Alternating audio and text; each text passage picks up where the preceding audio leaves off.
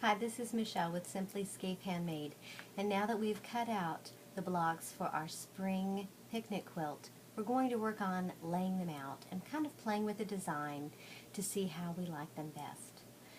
What I've done is I've cut each of my piece strip sections and put them into two piles, so each pile is the set that matches.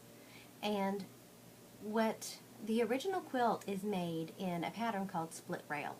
And the basic principle of a split rail quilt is that strips go one direction and then strips go another direction. And that's it. That's the basic idea. But here's where we can get creative with it. We don't have to follow any rules when it comes to our quilt because it's ours. So one of the things that you can do is use simply the same stack. For example, if I'm going to make the first row will be 4 blocks across. So I take one from my pile, and I can either take one from the same pile and turn it this way, because we want it to, remember, go the opposite direction. One goes vertically, one goes horizontally. So we can let our rows all match in this manner, and we just continue. And that's what it would look like if we used the first row, all the same stack. Then our second row, we might take from the next pile.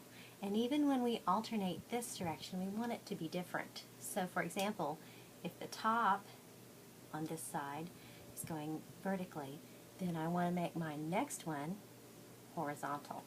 So do you see how this one's going the other direction? And we just continue in that manner until we've used all of the pieces that we have.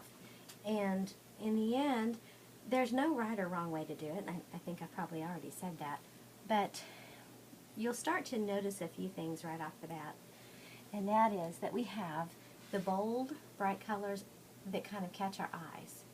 Now, that's when you get a creative moment. For example, you may notice that these two strips made an L, and these two strips matched and made an L, and that we kind of have that theme running. This blue makes an L. Now we could change it up so that it doesn't do that. Now we have a U here. So do you see what I mean? You can mix it around. If it didn't bother you, then put it back the way it was. The other thing that we can change about this quilt is how the blocks alternate. For example, right here, the top row are all the same. They match, but they don't have to.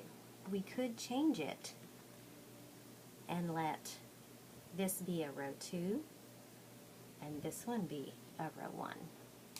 Now, if you look at it carefully, then you'll notice that we have almost a little fan here.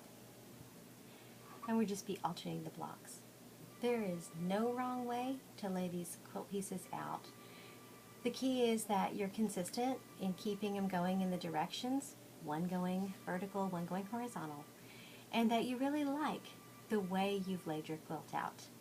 Once you find a design that you like, we're simply going to stitch each row together by laying the quilt piece next to it on top, stitching it down and pressing the seam.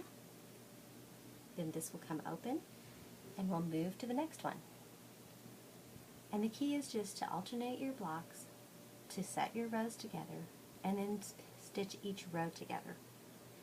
I hope this has been helpful. If you have any questions, please leave us a comment. We are here to help.